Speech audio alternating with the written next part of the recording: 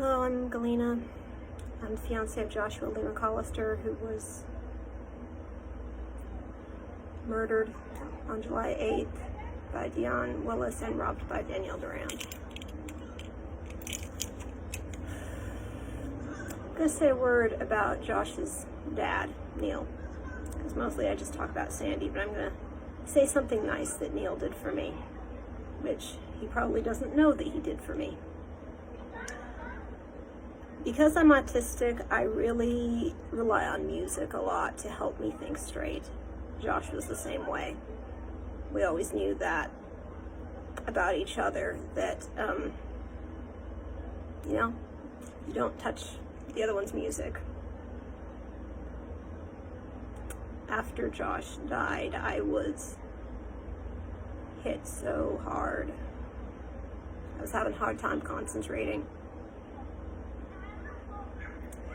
And Neil played this song for Josh on his site several times, and it just resonated with me so much. I think I, at one point, had the song on repeat for at least an hour, probably more, and I was just pacing back in the room, back and forth, thinking, listening to these lyrics, and thinking. The song was Hell's Coming With Me by James Hilton Cowboy. And I just played this over and over and over, and Neil has played this song regarding Josh many times on his site, and I'm sure that he's playing it because that's how he feels about his son who was murdered. But when I hear these lyrics, honestly, I just think of how Josh felt about our kids. You know, from the time he was put in charge of keeping these boys safe, he always said, these are my kids, because he felt so protective towards them, and he understood that as two of them are autistic, he really had to be very protective because the world's a bad place. And disabled children in particular have a tendency of being victimized. Josh was not going to let anything in this world hurt those kids. Like, he and I didn't have to be in a relationship. He and I did not even have to be friends.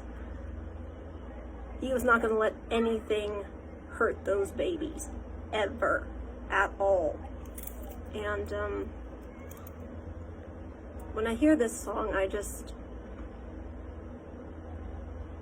think of how hard it must be for him to be on the other side and to know that he's not there to protect these kids anymore. And I get so angry that Deunn Willis and Danielle Durand did this to those kids. It's not even about me or Josh's parents. Josh's kids are so much less safe in this world because of what they did to them.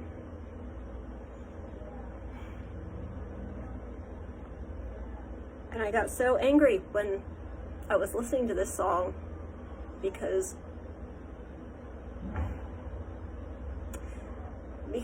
who knew the name Joshua Lee McCollister? Nobody. The whole press up in Humboldt County is essentially just acted like this is just some homeless guy. Because he wasn't from Humboldt. He didn't have family up there. Deunn Willis and Danielle Durand, they do. So I just thought, you know what?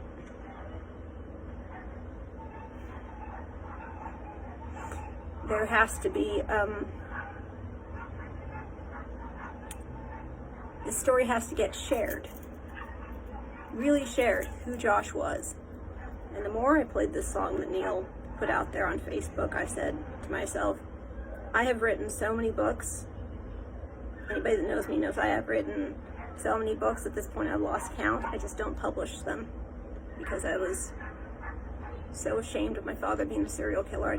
I'd write the books and then I just basically put them in a drawer and no one sees them. And I thought to myself, playing this song of Neil's on repeat, I can make sure the name Joshua Lee McCollister gets remembered. I can do a book about him. I can do a book about his murder. I can protect him like that. I can defend him like that. I'm a writer. It's the thing I'm good at. I don't think it would have ever entered my head and got my head on straight again, because I was just so completely torn to pieces with grief in the beginning. That song of Neil's really focused me. It reminded me I can fight.